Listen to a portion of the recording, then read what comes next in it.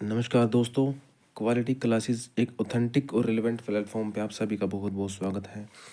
दोस्तों, जैसा कि आप सभी को पता है कि हरियाणा सीईटी के अंदर हरियाणा स्पेसिफिक जो पोर्शन आएगा वो 25 नंबर का आने वाला है। हरियाणा जीके इंग्लिश के बोलते हैं। दोस्तों, 25 नंबर एक बहुत बड़ा रोल प्ले करेंगे आपके प्री के स्कोर में, और प्री के स्कोर के बेसिस पे ही आप आगे फिर मेंस में शॉर्ट लिस्ट हो गए। तो दोस्तों, इन 25 में से मैक्सिमम स्कोर कैसे किया जा सके, इसके लिए हम एक सीरीज़ लेके आए हैं जिसका नाम है 2020 मैच। दोस्तों, इस सीरीज़ में एक तो आपको डेली वीडियो मिलेगी, दूसरा हर वीडियो में आपको 20 क्वेश्चन मिलेंगे। ये सीरियल में सिर्फ 20 क्वेश्चन होंगे। आप इन 20 क्वेश्चन को 4 से मल्टीप्लाई कर लीजिए तो कम से कम आपको 80 से 90 क्वेश्चन मिलने वाले हैं हर वीडियो में। तो दोस्तों, इस सीरीज़ में हमारे साथ जुड़िए, आपको 100% बेनिफिट मिलने वाला है। दोस्तों, शुरू करते हैं।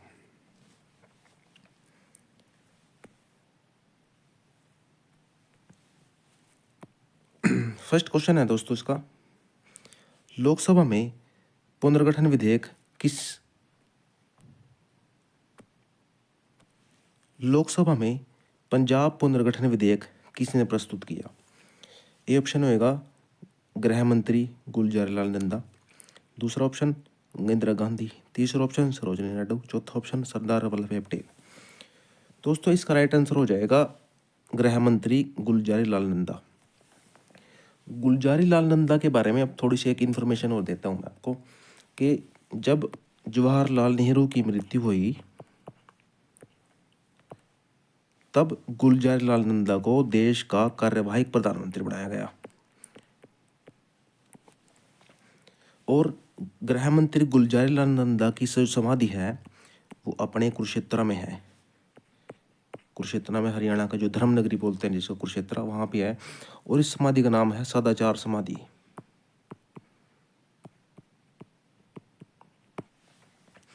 दोस्तों, इस क्वेश्चन में पूछा गया पंजाब पुनर्गठन विधेयक। अगर हमारे को एग्जाम्स में पूछ ले हरियाणा पुनर्गठन विधेयक दे के पूछ ले तो उसका उसका क्या आंसर होगा? तो दोस्तों, उसका आंसर होगा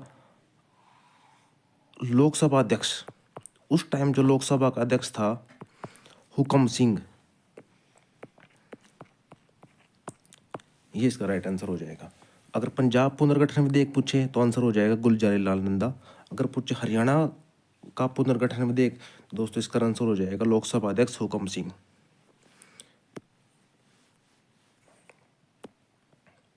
हरियाणा का कौन सा जिला देश की राजधानी दिल्ली के साथ सबसे लंबी सीमा बनाता है? दोस्तों, हरियाणा के 4 ऐसे जिले हैं जो दिल्ली के साथ अपने देश की राजधानी के साथ सीमा बनाते हैं। उनमें से पहला जिला है सोनीपत, दूसरा फरीदाबाद, तीसरा गुरुग्राम, चौथा झज्जर। ये चारों ऐसे ऑप्शंस हैं, मतलब चारों ऐसे जिले हैं जो दिल्ली की चारों तरफ सीमा बनाते हैं। लेकिन इनमें से एक ऐसा जिला है जो सबसे ज़्यादा जो सबसे बड़ी सीमा बनाता है, वो है गुरुग्राम। इसका राइट आंसर तो हो जाए गुरुग्राम। हमने सबसे लंबी सीमा वाला देख लिया, छोटे वाला होगा इसका फरीदाबाद, छोटी सीमा हो जाएगी फरीदाबाद की। तो हरियाणा का जो सबसे लंबी सीमा दिल्ली के साथ जिला बनाता है वो तो है गुरुग्राम, सबसे छोटा फरीदाबाद। शिवालिक की पहाड़ियाँ राज्य के किस भाग में हैं? दोस्तों, इसका राइट आंसर हो जाएगा उत्तर पूर्व भाग।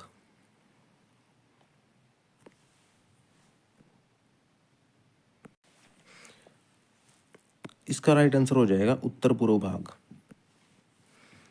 और शिवालिक की पहाड़ियाँ हरियाणा के 1.67% भाग पर हैं, और शिवालिक की पहाड़ियाँ हरियाणा के 3 जिलों में हैं, जिसमें पहला जिला है पंचकुला, दूसरा है अम्बाड़ा, तीसरा है यमुनानगर। इसका आप ट्रिक्स याद कर सकते हो पे। दूसरा, हरियाणा के अंदर हरियाणा के दक्षिणी भाग में एक और पहाड़ी है अरावली की पहाड़ी, जिसका हरियाणा का क्षेत्रफल पे 3.09% भाग पर हरियाणा के अरावली फैली है, और अरावली का प्रवेश द्वार बोला जाता है गुरुग्राम को।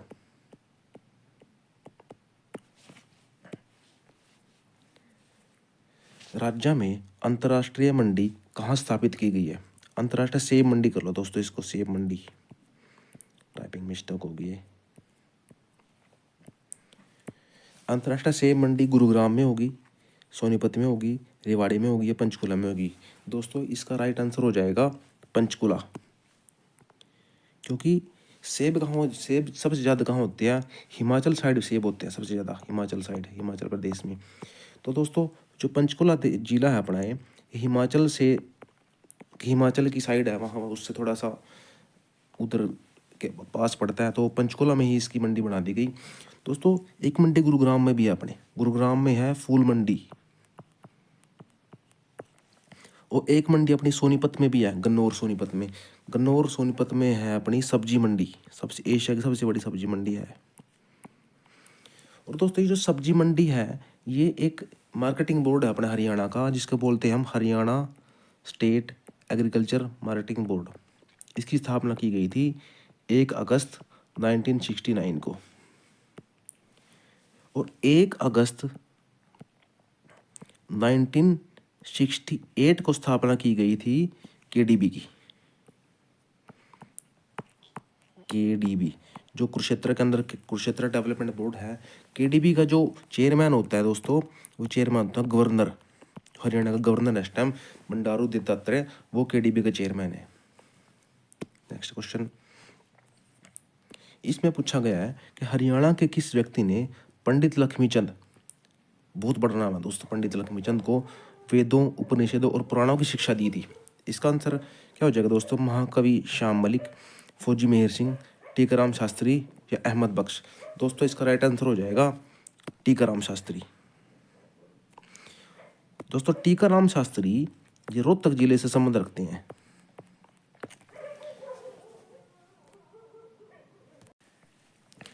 दोस्तों पंडित लक्ष्मीचंद का जन्म जाटी कला सोनीपत में हुआ। और दोस्तों पंडित लक्ष्मीचंद के कई नाम हैं, जैसे हम इसको सूर्य कवि के नाम से भी जानते हैं। दूसरा एक इनका नाम है हरियाणा का तानसेन, हरियाणा का तानसेन। इनका एक और नाम है सूफी दर्शन की मीरा।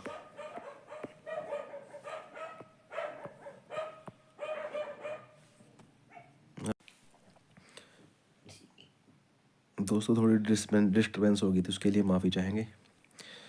नेक्स्ट क्वेश्चन, इनमें से कौन सा व्यक्ति हरियाणा का उप मुख्यमंत्री नहीं रहा। दोस्तों हरियाणा के अंदर आज तक मतलब 2025 तक 6 उप मुख्यमंत्री बने हैं। 6 उप मुख्यमंत्री में से एक तो था मास्टर हुकम सिंह, एक था बनारसी दास गुप्ता, तीसरा था चंद्रमोहन बिश्नोई, चौथा था मंगल सेन, पांचवा था दुष्यंत चौटाला जो अभी बना था पीछे, छठा था चांदराम। तो दोस्तों इसने क्वेश्चन में ही पूछा कि कौन सा व्यक्ति हरियाणा का उप मुख्यमंत्री नहीं रहा, तो इसका राइट आंसर हो जाएगा राव वीरेंद्र सिंह, क्योंकि राव वीरेंद्र सिंह तो दोस्तों हरियाणा का मुख्यमंत्री रहा। हरियाणा का पहला गैर कांग्रेसी मुख्यमंत्री राव वीरेंद्र सिंह ही था। हरियाणा मानवाधिकार आयोग का गठन किस वर्ष किया गया। ए ऑप्शन अक्टूबर 2009 में, बी ऑप्शन दिसंबर 2012 में, सी ऑप्शन जनवरी 1966 में, डी ऑप्शन जून 1991 में। दोस्तों इसका राइट आंसर हो जाएगा दिसंबर 2012 में। और दोस्तों इसके करंट का फेरे का क्वेश्चन बनता है कि हरियाणा मानवाधिकार आयोग का जो चेयरमैन है वो अभी इसकी अपॉइंटमेंट हुई है, उनका नाम है जस्टिस ललित बत्रा। ये जो पद था चेयरमैन का काफ़ी टाइम से खाली था, तो हाई कोर्ट के आदेश अनुसार अभी हरियाणा सरकार ने जस्टिस ललित बत्रा को हरियाणा मानवाधिकार आयोग के चेयरमैन के रूप में नियुक्त किया है। हरियाणा राज्य में जनसंख्या क्षेत्रफल के लिहाज से सबसे बड़ी नगर निगम कौन सी है,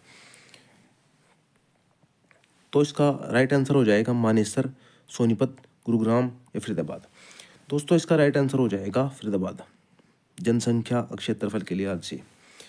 दोस्तों हरियाणा के अंदर टोटल 11 नगर निगम है, 11। जो सबसे पहली बनी वो बनी फरीदाबाद 1994 में। दूसरी बनी गुरुग्राम 2008 में। और दोस्तों 2010 में हरियाणा के अंदर 7 नगर निगम बनाए सरकार ने, जब हुड्डा की सरकार थी। 7 नगर निगम में सबसे जो बनी उस टाइम पंचकुला, यमुनानगर, अम्बाड़ा, हिसार, रोहतक, पानीपत और करनाल। 1 2 3 4 5 6 7, 1 2 3 4 5 6। हाँ दोस्तों 2010 में 7 बनाई गई, 7 और 2 गुड़गांव और फरीदाबाद पहले बन गई, अब 11 करनी है ना। जो 10वीं नगर निगम बनी दोस्तों वो बनी अपनी सोनीपत 2015 में। और दोस्तों जो 11वीं बनी वो बनी अपनी मानेसर। क्वेश्चन में पूछा गया कि जनसंख्या क्षेत्रफल के लिहाज से सबसे बड़ी नगर निगम कौन सी है।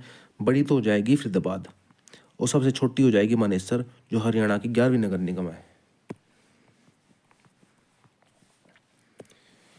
इस क्वेश्चन में पूछा गया कि राज्य की कौन सी फुलकारी मंदिरों व गुरुद्वारों दोनों जगह चढ़ाई जाती है। मंदिर हिंदुओं के, गुरुद्वारे सिख समाज के।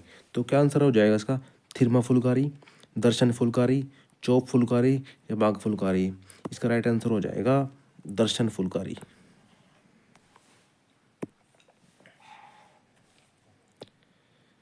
हरियाणा की 90 विधानसभा सीट में जनसंख्या में सबसे छोटी विधानसभा सीट कौन सी है। इसका राइट आंसर क्या होगा, नारनौल, बादशाहपुर, लोहारू या बलरामगढ़। इसका राइट आंसर हो जाएगा नारनौल, जनसंख्या में छोटी विधानसभा।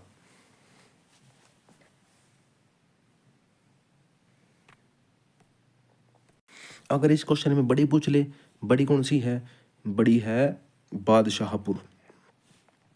बादशाहपुर कहाँ है, बादशाहपुर है गुरुग्राम में। ये तो थी जनसंख्या के हिसाब से। अगर क्षेत्रफल के हिसाब से पूछे, क्षेत्रफल में सबसे बड़ी है लोहारू, बड़ी क्षेत्रफल में। और छोटी कौन सी है, बलरामगढ़, क्षेत्रफल के हिसाब से। बलरामगढ़ कहाँ है, यह फरीदाबाद में। नेक्स्ट क्वेश्चन दोस्तों, हरियाणा के कितने व्यक्ति अब तक दूसरे देशों के मुख्यमंत्री बने हैं। A option 4, B option 3, C option 2, D option 1। तो इसका राइट आंसर हो जाएगा 3। 3 ऐसे हरियाणा के व्यक्ति हैं जो किसी दूसरे प्रदेश के मुख्यमंत्री बने हैं, जिनमें से पहला नाम है सुचेता कृपलानी। दोस्तों सुचेता कृपलानी पूरे भारत में पहली ऐसी औरत है जो किसी भी प्रदेश की महिला मुख्यमंत्री बनी, और ये उत्तर प्रदेश की पहली मुख्यमंत्री थी। और दोस्तों इनका जन्म हरियाणा के अंबाला जिले में हुआ था। दूसरा व्यक्ति है सुषमा स्वराज, जो दिल्ली की मुख्यमंत्री बनी थी। और दोस्तों सुषमा स्वराज का जन्म भी अंबाला में ही हुआ था। और तीसरा व्यक्ति है जिस टाइम दिल्ली में था कुछ दिन पहले, अरविंद केजरीवाल। अब तो लेडीज बना दी वहाँ, इस टाइम दिल्ली में अरविंद केजरीवाल। तो 3 व्यक्ति थे, सुचेता कृपलानी, सुषमा स्वराज और तीसरा दिल्ली का जो सीएम था पहले, अरविंद केजरीवाल। हरियाणा का कौन सा राज्यपाल एक अर्थशास्त्र का प्राध्यापक भी था, बैंक अधिकारी भी था, आईपीएस भी था और भारतीय खुफिया ब्यूरो इंटेलिजेंस ब्यूरो का निर्देशक भी रहा। तो दोस्तों इसका राइट आंसर हो जाएगा AR किदवई, BN चक्रवर्ती, ओम प्रकाश वर्मा या हरि आनंद बराड़ी। तो इसका राइट आंसर हो जाएगा हरि आनंद बराड़ी। दोस्तों जो AR किदवई है, जो हरियाणा के गवर्नर रहे, राज्यपाल रहे, AR किदवई हरियाणा का राज्यपाल तो रहा, लेकिन ये जो यूनियन पब्लिक सर्विस कमीशन है, जो IAS IPS का सिलेक्ट करता है, तो उसका जी चेयरपर्सन भी रहे। और जो BN चक्रवर्ती है दोस्तों, हरियाणा के जो गवर्नर हैं, सभी गवर्नर में सबसे ज़्यादा लंबा जो कार्यकाल रहा तो BN चक्रवर्ती का ही रहा।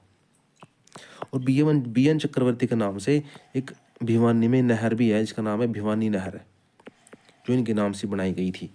और दोस्तों सबसे छोटा कार्यकाल किसका रहा, ओम प्रकाश वर्मा का। सबसे छोटा कार्यकाल जो केवल 5 दिन का रहा, सबसे बड़ा कार्यकाल पूछे बी एन चक्रवर्ती, सबसे छोटा कार्यकाल पूछे ओम प्रकाश वर्मा।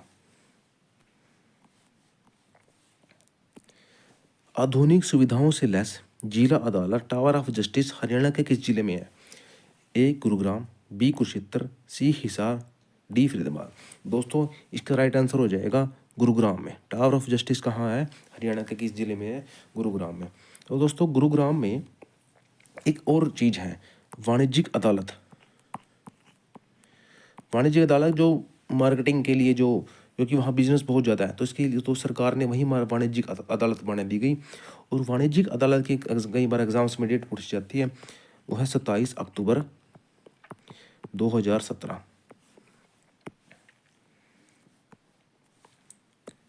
ग्लोब के हिसाब से हरियाणा राज्य की भौगोलिक स्थिति कैसी है? दोस्तों अगर हम ग्लोब की बात करें, यह हमारा ग्लोब है और इसमें जो भारत की स्थिति है वो यहाँ लगभग यहाँ भारत और हरियाणा की स्थितियाँ हैं। तो ये पूर्व हो गया, ये पश्चिम हो गया, ये उत्तर हो गया, ये दक्षिण हो गया। तो क्या क्या स्थिति हुई हरियाणा की? उत्तर पूर्व। तो इसका तो राइट आंसर हो जाएगा उत्तर पूर्व, भारत ग्लोब के हिसाब से। अगर भारत के हिसाब से बात करें,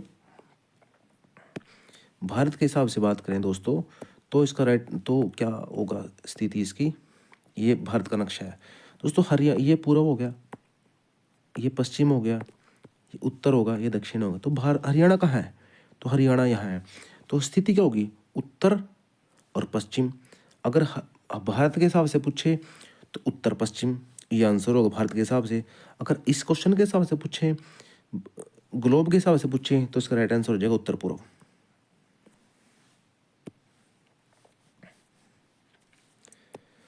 हरियाणा में आर्य समाज की प्रथम शाखा कब और किस जिले में शुरू की गई? रेवाड़ी 1880, हिसार 1881, सोनीपत 1901, झज्जर 1886। दोस्तों इसका राइट आंसर हो जाएगा रेवाड़ी 1880। अब आर्य समाज के बारे में बात की गई है, तो आर्य समाज की स्थापना 1875 में दयानंद सरस्वती ने की। हरियाणा की प्रथम सीएनजी बस सेवा का नाम क्या है? सीएनजी जो गैस है अपनी, कंप्रेस्ड नेचुरल गैस, उससे जो प्रथम सीएनजी बस थी उसका नाम क्या था?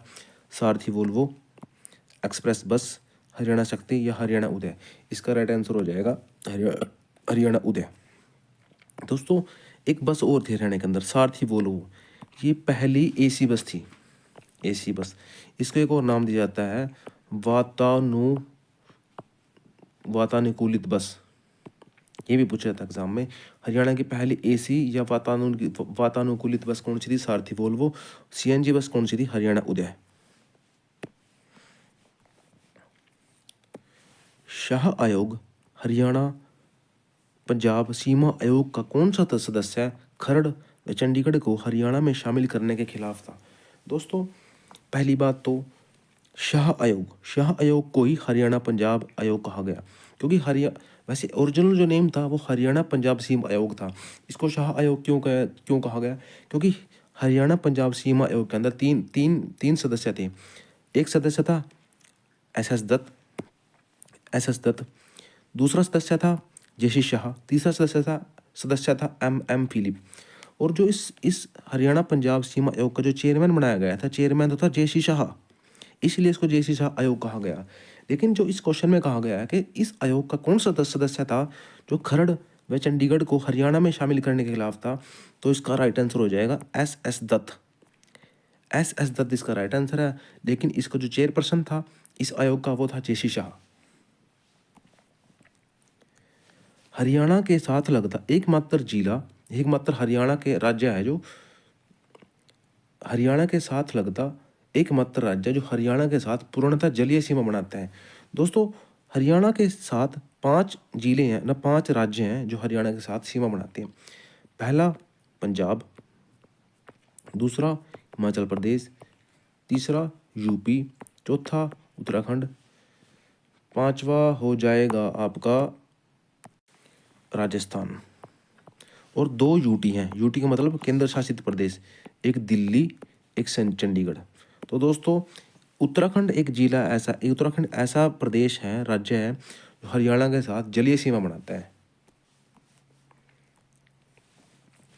दोस्तों, बूढ़िया की हवेली की नींव, बूढ़िया में जो हवेली है उसकी नींव किस मुगल बादशाह ने रखी थी? सबसे पहले तो हमारा को ये पता होना चाहिए कि बूढ़िया की हवेली है कहाँ। बूढ़िया एक जगह का नाम है जो यमुनानगर डिस्ट्रिक्ट में पड़ता है। तो बूढ़िया के में जो जगह में जो हवेली बनाएगी उसका नाम ही बूढ़िया की हवेली रख दिया गया। दोस्तों, इसका राइट आंसर क्या होगा? अकबर होगा, हुमायूं होगा, बाबर होगा या जहांगीर होगा?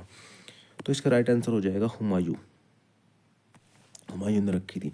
दोस्तों, दो क्वेश्चन बहुत फेमस हैं जो बार बार पूछे जाते हैं पुरानी इमारतों के बारे में। अगर पूछे हरियाणा की मुगल कालीन इमारत, मुगल कालीन जो मुगलों ने सबसे, मुगलों के टाइम में जो सबसे पुरानी इमारत थी वो है काबुली बाग मस्जिद। काबुली बाग मस्जिद ये पानीपत में है और ये इसको बाबर ने बनवाया अपनी पत्नी की याद में। एक क्वेश्चन तो पूछा जाता है। दूसरा क्वेश्चन ये पूछा जाता है कि हरियाणा के अंदर सबसे प्राचीन इमारत कौन सी है? हरियाणा के अंदर सबसे प्राचीन इमारत है चिनेटी का स्तूप। और ये मैंने इसलिए बताया चिनेटी का स्तूप क्योंकि ये भी यमुनानगर के अंदर है। यमुनानगर नगर में एक जगह है सुध जगाधरी यमुनानगर में, तो इसलिए ये इंपॉर्टेंट हो जाते हैं। दोस्तों, लास्ट क्वेश्चन है हरियाणा राज्य तकनीकी शिक्षा बोर्ड की स्थापना, Haryana state technical education board, जिसके अंदर सारे पॉलिटेक्निक कॉलेजेस हैं या जितने इंजीनियरिंग कॉलेज हैं जो टेक्निकल कॉलेज हैं वो इसके अंडर आते हैं। दोस्तों, इसका राइट आंसर हो जाएगा 2008। और दोस्तों, करंट में हरियाणा के जो एजुकेशन मिनिस्टर हैं वो है डांडा साहब। लेकिन दोस्तों, आपने मेरे को ये बताना है कि जो तकनीकी शिक्षा बोर्ड है ये किस मिनिस्टर के अंदर आता है? ये इसी मिनिस्टर जो डांडा साहब हैं अपन एजुकेशन मिनिस्टर इसी के अंडर आता है या कोई और मिनिस्टर है? दोस्तों, आपने इस क्वेश्चन का आंसर जो मैंने पूछा आपसे आपने कमेंट करके बताना है। अगर आपको वीडियो पसंद आई हो तो इसको शेयर कीजिए, लाइक कीजिए, अपने दोस्तों में शेयर कीजिए और हमारे साथ बने रहिए।